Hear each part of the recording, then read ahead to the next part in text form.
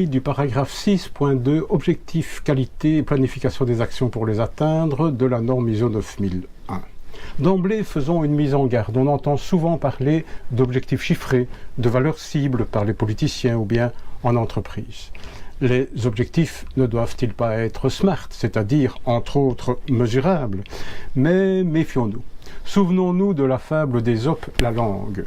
Ésope était un esclave philosophe de la Grèce antique. Il était, dit-on, bossu, bègue et boiteux, et surtout impertinent.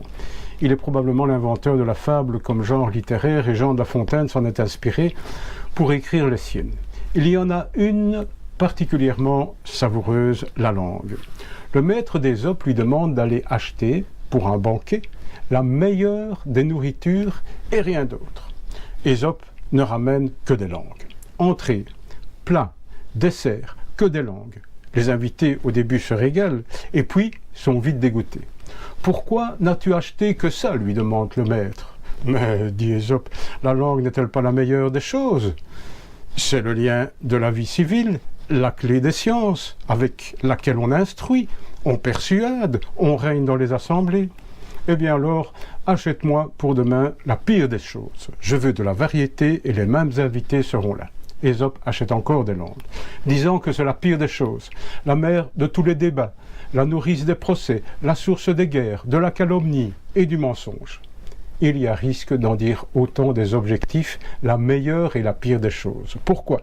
Premier écueil, se précipiter tête baissée dans l'élaboration d'une multitude d'objectifs ponctuels.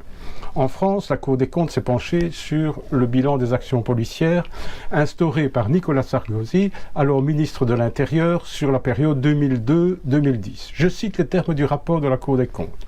Culture du résultat, gestion par objectifs chiffrés, valeurs cibles ont eu pour effet de mener 48 actions prioritaires sans, dit la Cour, aucune amélioration significative des résultats. Vous trouverez plus de détails à ce sujet sur le lien du blog de About You. Premier écueil donc, arroser le terrain d'objectifs particuliers sans avoir une connaissance de ce qu'est un objectif qualité. Un deuxième écueil peut être approché en examinant l'action menée par la direction de la Poste belge, Bipost, au mois d'avril 2018. Il s'agit de responsabiliser les cadres à la lutte contre l'absentéisme du personnel en liant une partie de la rémunération du cadre au taux d'absentéisme de son personnel. Plus les employés et ouvriers enregistreront d'absence de courte durée, moins leurs supérieurs gagneront d'argent.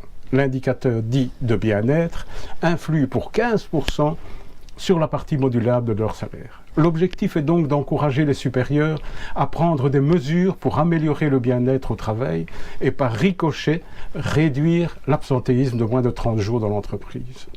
Interrogé par la RTBF, le professeur Laurent Pascal commente ce que ce type d'indicateur particulier crée dans le collectif de travail, c'est que l'on va très vite essayer de le détourner ou de le manipuler, par exemple en déqualifiant une absence en disponibilité de travail à distance. C'est un premier risque, le détournement de l'indicateur. Un deuxième risque, c'est que le manager, les yeux fixés sur sa fiche de paye, va vouloir exiger de son équipe une santé de fer, ce qui peut amener toutes les dérives. De plus, orienter les résultats et la rémunération en fonction du facteur maladie est très dangereux. Vous trouvez sur le blog de aboutyou.wordpress.com le lien pour écouter cette interview et aussi le point de vue de Bipost. Mais ne dit-on pas que les objectifs doivent être SMART? Et dans l'acronyme SMART, le A est traduit généralement par atteignable. Joseph Juran, un des grands hommes de la qualité en 1951 déjà, cite les caractéristiques SMART d'un objectif, mais le A est défini comme « read to by those affected », que l'on peut traduire par quelque chose comme « en accord avec ceux qui vont devoir l'atteindre ». Ce sacré objectif. Deuxième écueil donc, imposer des objectifs au lieu de le négocier avec ceux qui ont la charge de les atteindre. Troisième écueil, la mauvaise évaluation des ressources nécessaires pour mener à bien les objectifs d'amélioration décidés. Il faut bien comprendre que les objectifs qualité ne sont pas isolés, mais sont une des pièces d'un moteur appelé Policy Deployment ou politique de déploiement. L'équivalent japonais de Policy Deployment s'appelle Oshin Kanri. Oshin Kanri fait référence à l'aiguille aimantée de la boussole qui permet de se diriger vers la destination voulue. La méthode consiste 1. À définir un nombre limité d'objectifs de progrès à long terme qui permettront de réaliser une percée sur le marché, une amélioration significative de l'entreprise sur ces marchés. 2. Déployer annuellement ces objectifs au sein des processus et des services en veillant à la cohérence des objectifs entre eux et à leur appropriation par tous et aussi à la convergence des efforts. Ce qui est entre autres d'intéressant dans la méthode Oshin, c'est la distinction entre d'une part le management au quotidien et d'autre part le management par percée. Le management au quotidien, c'est ce que nous faisons quotidiennement, ce qui relève de notre fonction.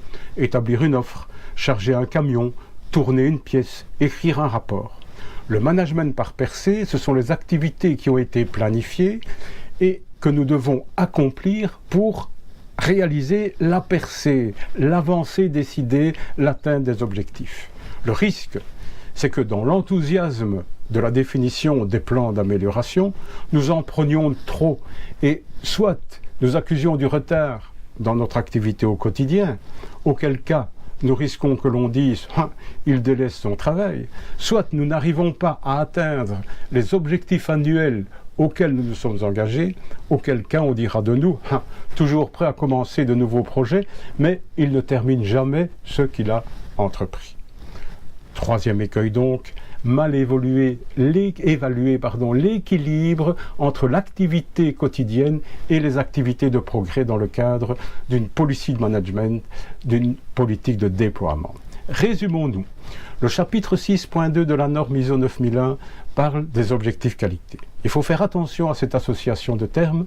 On a vu que ce pouvait être la meilleure et la pire des choses, comme la langue d'Ésope. La définition des objectifs qualité et leur déploiement doivent être compris dans un ensemble plus vaste que la définition à tout va d'objectifs ponctuels sans cohérence entre eux.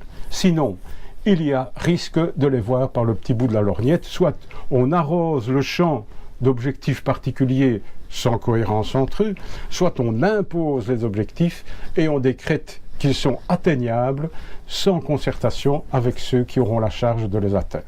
Soit encore, on dose mal les ressources nécessaires entre le quotidien et la percée. Nous verrons dans un prochain article comment construire et déployer ces objectifs. À bientôt pour un approfondissement de cette notion d'objectif qualité et vous retrouvez ces informations sur le blog de aboutyou.wordpress.com.